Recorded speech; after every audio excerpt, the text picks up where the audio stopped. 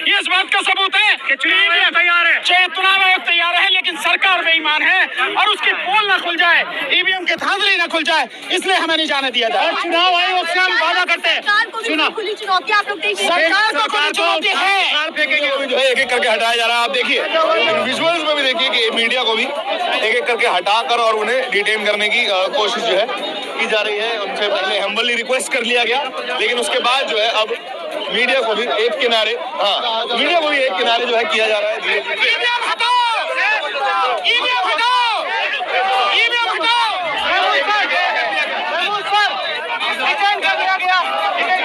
हमारा एनकाउंटर करते, अमित शाह से डरता नहीं हूँ मैं, एनकाउंटर करते नहीं। ईवीएम हटाओ, ईवीएम हटाओ। देखिए पुलिस ने हमें डिटेन किया है, पुलिस हमें लेके जा रही है, जहाँ भी लेके जाएगी हमें कोई दिक्कत नहीं है। कानून का पालन करते हुए हम उनके साथ ही आ रहे हैं। मैं आपसे कहूंगा ये लड़ाई जो शुरू करी है, इसको लड़ाई को आगे पहुंचाने वाले आप लोग हैं, आप सारे लोग हैं। इस लड़ाई को देश के दुनिया के कोने कोने में पहुंचाइए। ये अन्याय के खिलाफ लड़ाई है, अत्याचार के खिलाफ लड़ाई है, लोकतंत्र को बचाने की लड़ाई है, संविधान को बचाने की लड़ाई है और इस देश से ईवीएम को खत्म करके लोगों के संवैधानिक मताधिकार को बचाने की। दिल्ली के पटियाला हाउस कोर्ट पर एक बात बताना, आपकी रमी ऐप आपको क्या देती है? इंस्टेंट विड्रॉल्स सीधा आपके बैंक अकाउंट में। पर इस वक्त हम मौजूद हैं और एक आंदोलन चल रहा है ईवीएम के खिलाफ और दो बड़े एडवोकेट, सुप्रीम कोर्ट के दो senior advocate, advocate Bhanu Pratap और एडवोकेट महमूद प्राचा यहाँ पर पहुंचे हुए हैं। इनका एक मार्च होने जा रहा है पटियाला हाउस कोर्ट से लेकर इलेक्शन कमीशन तक। उसके विजुअल आपको पहले दिखाना चाहता हूँ। ये बैनर है जिस पर कहा गया है बैन ईवीएम सेव इंडिया लिखा हुआ है और ये जरूरी तो नज़ारा है ही, लेकिन इसके ज़्यादा ज़रूरी क्या नज़ारा है वो ये है कि तमाम 360 डिग्री कवरेज जो है वो दिल्ली पुलिस ने यहाँ पर प्रोवाइड की है। जो है सिक्योरिटी इतनी तगड़ी यहाँ पर पहुँच चुकी है, या तो ये कह लीजिए कि माहौल को शांत बनाए रखने के लिए, या ये कह लीजिए कि इनको यहाँ से जाने से रोकने के लिए। परमिशन नहीं है मार्च करने का। पटियाला हाउस कोर्ट से इलेक्शन कमीशन तक मार्च करने वाले हैं और कह ये रहे हैं कि हम बताएंगे ईवीएम का सच, इसीलिए हमको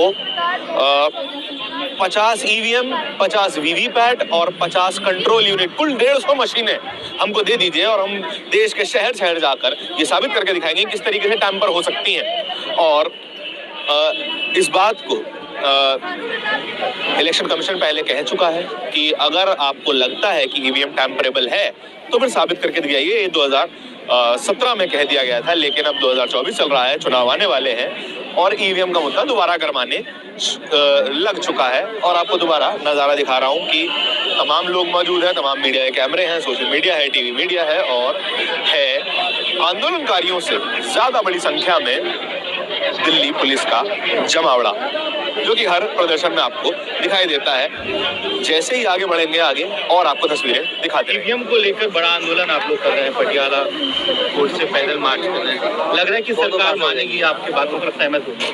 देखिए आज जो हम जा रहे हैं वो इलेक्शन कमीशन से मिलने जा रहे हैं और इसीलिए आज इस समय जो हमने मीडिया में आप लोगों के माध्यम से पूरे देश भर में एक मैसेज दिया हुआ है कि 5 तारीख को यानी 5 जनवरी आज 4 बजे शाम को 4 नंबर गेट पटियाला हाउस पर हम सभी लोग इकट्ठे होंगे, जिसमें बड़ी संख्या में एडवोकेट्स होंगे और साथ में सिविल सोसाइटी के जो लोग हैं, जो भी आना चाहें उन सबको निमंत्रण है।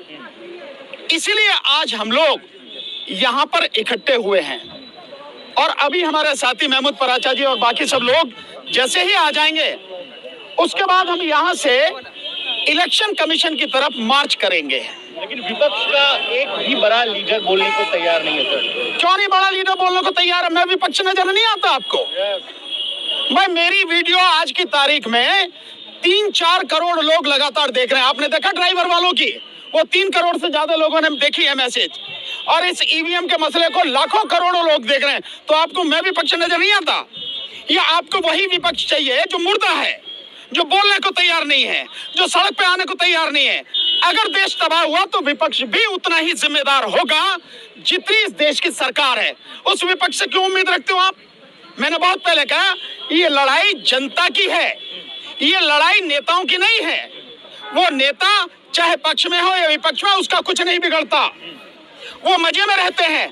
बिगड़ता है केवल और केवल जनता का। इसलिए जनता ही विपक्ष है। ये लड़ाई जनता को ही लड़नी पड़ेगी अगर अपने आप को, अपनी आने वाली पीढ़ी को, अपने बच्चों को बचाना है, तो उनका भविष्य बचाना है, तो हम विपक्ष हैं, हम विपक्ष हैं। और हम विपक्ष होने के नाते आज इलेक्शन कमीशन के सामने जा रहे हैं। देखते हैं वो क्या जवाब देते हैं। जनता तो मंदिर जाने की यही कर रही है ना। बस देखो, जो मंदिर जा रहे हो ना मंदिर जान दो, जो मंदिर नहीं जा रहे, जिन्हें ईवीएम की लड़ाई वाकई में लड़ाई लगती है देश को बचाने की, वो यहाँ आएंगे। सर, इसको मुद्दा तो बनना चाहिए ना सुप्रीम कोर्ट में, चैलेंजेबल ईवीएम को लेकर। भाई सुप्रीम कोर्ट को तो कर देना चाहिए। एडीआर की जो पिटीशन है, मैं समझता हूं अब तक की जितनी भी पिटीशन सुप्रीम कोर्ट में डाली गई हैं, एडीआर की पिटीशन ईवीएम के मसले पर सबसे बेहतरीन, सबसे बढ़िया पिटीशन है। उसमें तमाम सबूत दिए गए हैं, तमाम तथ्य दिए गए हैं। अब ये फैसला सुप्रीम कोर्ट का है कि वो इसे प्रॉपर तरीके से, कानूनी रूप से न्याय करते हुए डिसाइड करे।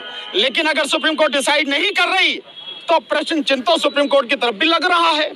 पर हमारा बहुत सीधा सा है, मैं बार बार कहा है, हमें अदालतों पर ज्यादा भरोसा नहीं है। और इस देश में जिस तरह से सभी संवैधानिक संस्थाएं, सभी सरकारी विभाग